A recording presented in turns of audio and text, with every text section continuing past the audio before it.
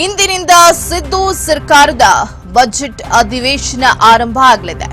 10 ದಿನಗಳ ಕಾಲ ನಡೆಯಲಿದೆ ವಿಧಾನಮಂಡಲ ಅಧಿವೇಶನ. ಲೋಕಸಭೆ ಎಲೆಕ್ಷನ್ ಹೊತ್ತಲ್ಲಿ ಹಾಗಿದ್ರೆ ಜನರಿಗೆ ಭರ್ಜರಿ ಗಿಫ್ಟ್ ಸಿಗುತ್ತಾ?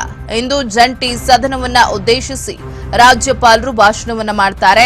ರಾಜ್ಯಪಾಲ ತಾವರ್ ಚಂದ್ ಗೆಹ್ಲೋಟ್ ಭಾಷಣವನ್ನ ಮಾಡಲಿದ್ದಾರೆ.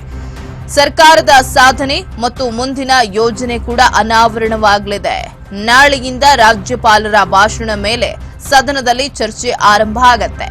ಫೆಬ್ರವರಿ 16ರಂದು ಕಾಂಗ್ರೆಸ್ ಸರ್ಕಾರದ 2ನೇ ಬಜೆಟ್ ಮಂಡನೆಯಾಗುವಂತದ್ದು.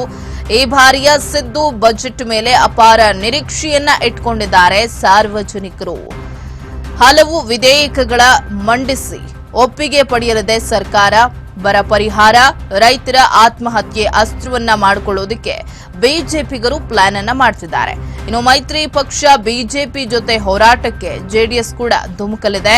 ಇಂದು ಜೆಡಿಎಸ್ ಶಾಸಕಾಂಗ ಪಕ್ಷದ ಸಭೆಯನ್ನ ಕರೆದಿದ್ದಾರೆ ಮಾಜಿ ಸಿಎಂ ಎಚ್.ಡಿ. ಕುಮಾರಸ್ವಾಮಿ. ರಾಜ್ಯಪಾಲರ ಭಾಷಣದ ನಂತರ ಸಭೆಯನ್ನ ನಡೆಸಲಿದ್ದಾರೆ ಎಚ್ಡಿಕೆ.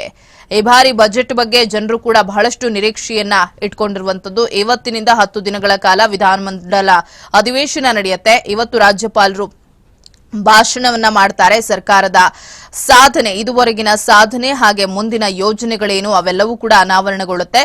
ನಾಳೆಯಿಂದ ರಾಜ್ಯಪಾಲರ ಭಾಷಣದ ಮೇಲೆ ಸದನದಲ್ಲಿ ಚರ್ಚೆ ಆರಂಭ ಆಗುವಂತದ್ದು.